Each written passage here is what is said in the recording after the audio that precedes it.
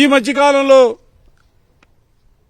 ప్రభుత్వ వైఫల్యాలు మరల్చడానికి సంబంధించి తిరుపతికి సంబంధించినటువంటి లడ్డు వ్యవహారంలో కూడా వాళ్ళు పాటుపడుతున్నటువంటి అన్యాయమైనటువంటి పోకడలను కూడా ఎత్తి చూపాలని చెప్పడం జరిగింది.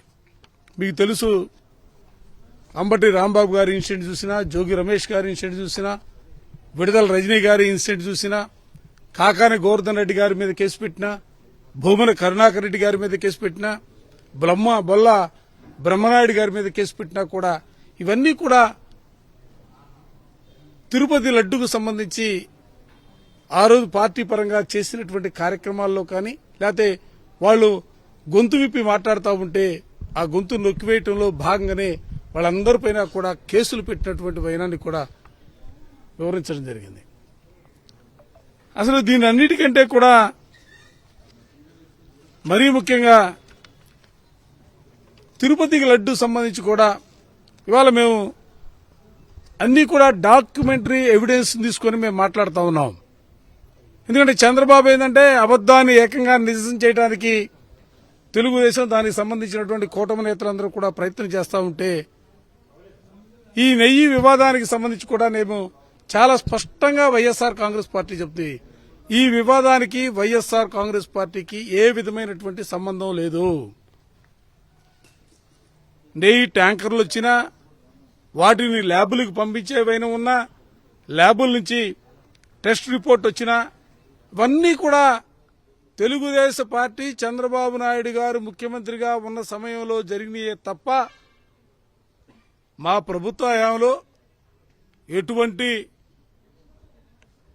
టెస్ట్ రిపోర్టులు, మా ప్రభుత్వ హయాంలో మా ఉన్నప్పుడు మేము అప్పుడే స్పష్టంగా ట్యాంకర్లు ఒక క్వాలిటీ బాగాలేదో పంపించేయటం జరిగింది, వెనక్కి పంపించడం జరిగింది. కానీ వెనక్కి పంపించినటువంటి ట్యాంకర్లు కూడా మరలా ముందుకు వచ్చి ఈ ప్రభుత్వ హయాంలోనే సేమ్ అవే ట్యాంకర్లు కూడా మరలా తిరుపతికి వచ్చినటువంటి పరిస్థితి కూడా మనం చూస్తూ ఉన్నాం. ఇవన్నీ కూడా డాక్యుమెంటరీ ఎవిడెన్స్. ఏదో వైఎస్ఆర్ కాంగ్రెస్ పార్టీగా మేమేదో బురద పోయడానికి తెలుగుదేశం మీద మాట్లాడుతున్నటువంటి పరిస్థితులు కావు. అన్నీ కూడా వాస్తవమైనటువంటి నివేదికల రూపంలో ఉన్నటువంటి డాక్యుమెంట్సే అన్నీ కూడా మేము ఇవాళ వైఎస్ఆర్ కాంగ్రెస్ పార్టీగా రేపు శాసన మండలిలోనూ మాట్లాడబోతున్నటువంటి పరిస్థితులు. అసలు నెయ్యి కేసులో జరిగినటువంటి పరిణామాలన్నీ కూడా చంద్రబాబు నాయుడు గారికే ఆయన హయాంలోనే జరిగినాయి. అందుకే వైఎస్ఆర్ కాంగ్రెస్ పార్టీగా చంద్రబాబు నాయుడు గారు ముందు క్షమాపణ చెప్పాలా, తెలుగు జాతికి మాత్రమే కాదు, కలియుగ వెంకటేశ్వర స్వామి భక్తులు ప్రపంచవ్యాప్తంగా ఉన్నటువంటి ప్రతి ఒక్కరికి కూడా ఆయన క్షమాపణ చెప్పాల్సినటువంటి అవసరం ఉంది. ఎవరు కూడా మాట్లాడడం, ఎందుకంటే పవిత్రమైనటువంటి లడ్డుకు సంబంధించి ఏ ఆధారం లేకుండానే, ఏ నివేదిక రాకుండానే ఆ లడ్డులో జంతువులు కొవ్వన్నారు, పంది కొవ్వన్నారు, చేపల నూనె అన్నారు. అదే అసలు సగటు హిందువులు వినటానికి కూడా ఇష్టపడినటువంటి రీతిలో, అంటే బాధపడతాం. ఆ పదాలు మాట్లాడాలంటే కూడా లడ్డుకు సంబంధించి పదాలు ఉచ్చరించాలంటే కూడా బాధపడే పరిస్థితులు ఉంటాయి. అటువంటి పరిస్థితుల్లో ఒక ముఖ్యమంత్రి హోదాలో ఉన్నటువంటి వ్యక్తి ఎప్పుడు ఏం మాట్లాడినా కూడా వాస్తవాలై ఉండాలా, నివేదికలు వచ్చి ఉండాలా, రిపోర్ట్లు వచ్చి ఉండాలా, పూర్తిగా అవగాహన కలిగి ఉండాలా.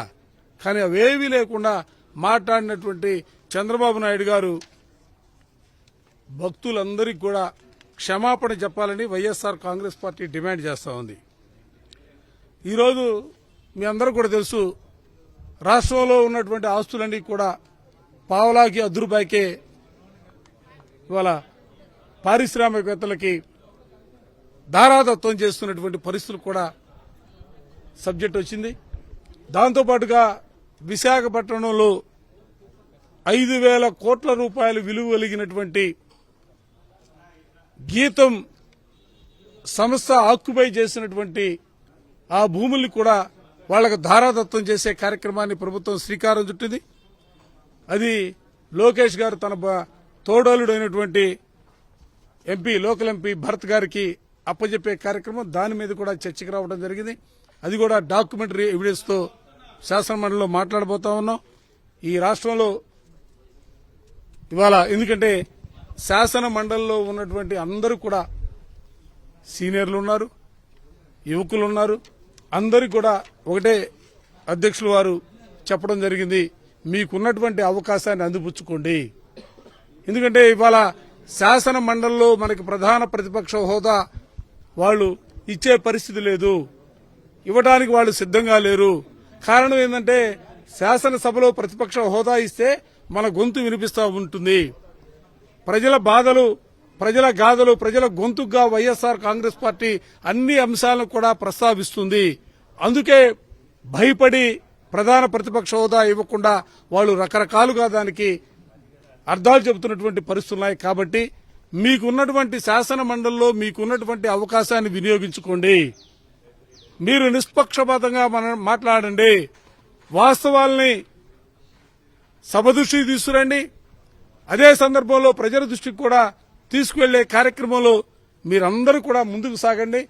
ఎందుకంటే ఇవాళ మీరు ఏ విధమైనటువంటి మీకు సంబంధించినటువంటి ప్రతిభని మాట్లాడటంలో కానీ, డాక్యుమెంటరీ ఎవిడెన్స్ ని సబ్మిట్ చేయడంలో కానీ మీరు ముందుకు సాగితే అది పార్టీకి, మీకు అందరికి కూడా ఉపయోగం ఉంటుంది. తద్వారా ప్రజలకి మంచి జరుగుతుందనే ఆలోచన కూడా అధ్యక్షుల వారు చెప్పడం జరిగింది. వాళ్ళు అడుగుతా ఉన్నాం కదా, ప్రధానమైనటువంటి ప్రతిపక్ష హోదా ఇవ్వమని అడుగుతా ఉన్నాం. మేమేదో హోదాకి సంబంధించి హోదా కావాలని అడుగుతున్నామంటే మేమేదో అధికారాన్ని అనుభవించాలన్న ఆలోచన కాదు. ఇవాళ కేవలం ప్రజల గొంతుగా మాట్లాడాలి. ప్రధాన ప్రతిపక్ష హోదా ఉంటేనే మాట్లాడటానికి అవకాశాలు ఉన్నటువంటి పరిస్థితులు ఉంటాయి. కాబట్టి ప్రజా సమస్యల్ని ప్రస్తావించడానికి మాత్రమే మేము హోదా అడుగుతా ఉన్నాం. ప్రభుత్వం భయపడతా ఉంది. ఇవాళ ఉంది రెండు పార్టీలు. ఓ పక్క అధికార కూటమి ఉంటే రెండో పక్క ప్రతిపక్షంగా వైఎస్ఆర్ కాంగ్రెస్ పార్టీ ఉన్నటువంటి పరిస్థితులు ఉన్నాయి. కాబట్టి ప్రజల గొంతుగా మాట్లాడటానికి మాకు అవకాశం ఇవ్వమని మేము కోరుతా ఉన్నాం. కానీ వాళ్ళదేమి కనిపించట్లా. ఈ రాష్ట్రంలో ఒకటే గోల, సూట్ కేసు రాజేష్. ఇవాళ ఉందల్లా కూడా ఇవాళ ఈ రాష్ట్రంలో జరుగుతున్నటువంటి పరిస్థితులు cash, suit case, Rajesh, Lokesh వీటి మీద నడిచిపోతా ఉంది రాష్ట్రం మొత్తం కూడా. వాళ్ళు ఏం ప్రజా సమస్యల్ని ప్రస్తావించాలా, లేకపోతే ఈ రాష్ట్రానికి మంచి చేయాలా అనే ఆలోచన ఎక్కడా కూడా కనిపించట్లా. అందిని కాడికి దోచుకునే కార్యక్రమంలో ఇవాళ ఈ ప్రభుత్వం, కూటమి నాయకులందరూ కూడా అదే పనిగా ఉన్నారు. ఇది ప్రజాస్వామ్యానికి మంచి పద్ధతి కాదు అని చెప్పడానికి రేపు జరగబోయే శాసన మండలిని వేదికగా చేసుకుని మేమందరం కూడా మాట్లాడబోతా ఉన్నాం.